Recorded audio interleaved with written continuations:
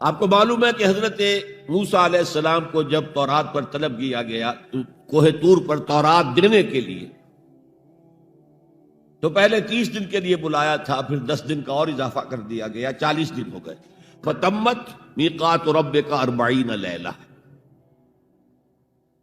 اس اسنا میں پیچھے فتنے میں مبتلا ہو گئے بنی اسرائیل۔ سامری اس نے ایک ڈھونگ رچایا اور ایک بچڑا جو ہے وہ سونے چاندی کا بنایا ہوا بچڑا ڈھال کر کھڑا کر دیا۔ اس میں سے کوئی تھوڑی سی آواز بھی نکلتی تھی، کوئی ایسی ہے کہ ہوا گزرتی تھی تو آواز سے آتی تھی۔ کہا یہ ہے تمہارا الہ۔ یہ تو موسیٰ تو بھول گیا کہاں گیا ہے، کوہ طور کے اوپر کس خدا سے ملنے گیا ہے، خدا تو یہ ہے۔ اور بنی اسرائیل کے بہت سے لوگ اس فریب میں آ گئے اور بچڑے کی پوجا کرنے لگے۔ اب جب حضرت موسیٰ آئے، اور آپ کو معلوم ہے حضرت موسیٰ کا مزاج جلالی تھا، وہ پتھر کی تختیاں لے کر آئے تھے کہ جن پر کوہ طور پر اللہ تعالیٰ نے اپنے احکام 10 جو ہیں، 10 کمانڈمنٹس مشہور، وہ کندہ کر کے آپ کو دیے تھے، وہ ہاتھ میں لے کر آئے۔ یہاں معلوم ہوا یہ صورت پیش آ گئی ہے۔ فَأَلْقَى الْأَلْوَاحَ، تو وہ تختیاں تو آپ نے زمین پہ ڈالی، اور پھر جو احتساب کیا ہے، پہلے تو اپنے بھائی حضرت ہارون کا، ان کی داڑھی کے بال پکڑے، ان کے سر کے بال پکڑے اور کھینچا اپنی طرف۔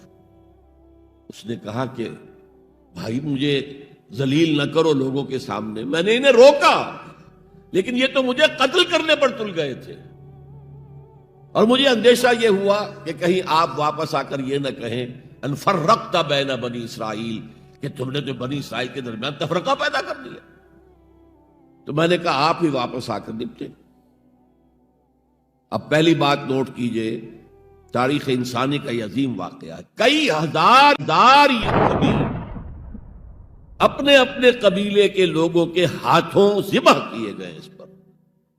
اللہ تعالیٰ نے حکم دیا اور حضرت موسیٰ نے وہ حکم دیا، اللہ کا حکم موسیٰ نے پہنچایا کہ 12 قبیلے ہیں نا، ہر قبیلے کے جن لوگوں نے یہ حرکت کی ہے ان کو اسی قبیلے کے لوگ اپنے ہاتھ سے ذبح کریں۔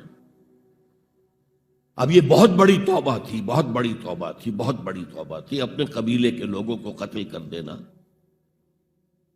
پھر وہ 70 نمائندے لے کر تمام جو بڑے لوگ تھے کوہ طور پر حاضر ہوئے، اجتماعی طور پر اللہ سے عفو و درگزر کی درخواست بھی کرنے کے لیے۔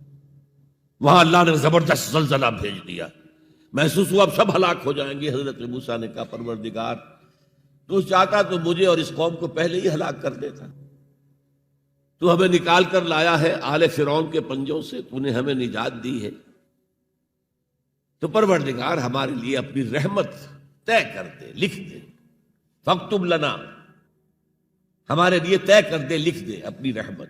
اس پر فرمایا اللہ نے دیکھو موسیٰ، میری ایک رحمت تو عام ہے، وسعت کل شیء، رحمتی وسعت کل شیء، ہر شے کے ساتھ ہے، اور ایک میری خاص رحمت ہے، وہ میں لکھ دوں گا، طے کر کے رکھ دوں گا، للذین یتبعون الرسول النبی الامی، ان لوگوں کے لیے جو میرے رسول نبی امی پر ایمان لائیں گے اور ان کا اتباع کریں گے۔ یہاں بھی لفظ اتباع آیا، اور اس میں پھر حضور صلی اللہ علیہ وسلم کی کچھ شان بیان ہوئی ہے، بات لمبی ہو جائے گی۔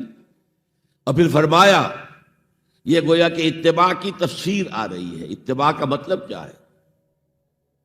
فالذین آمنوا بہ وعزروہ ونصروہ واتبعوا النور الذی انزل معہ اولئک ھم المفلحون۔ تو جو لوگ ان پر ایمان لائیں گے اور جو ان کی تعظیم کریں گے اور جو ان کی نصرت کریں گے، مدد کریں گے، اور جو اس نور کی پیروی کریں گے جو ان کے ساتھ نازل کیا جائے گا، تو وہی ہوں گے مفلحون، وہ ہوں گے کامیاب ہونے والے۔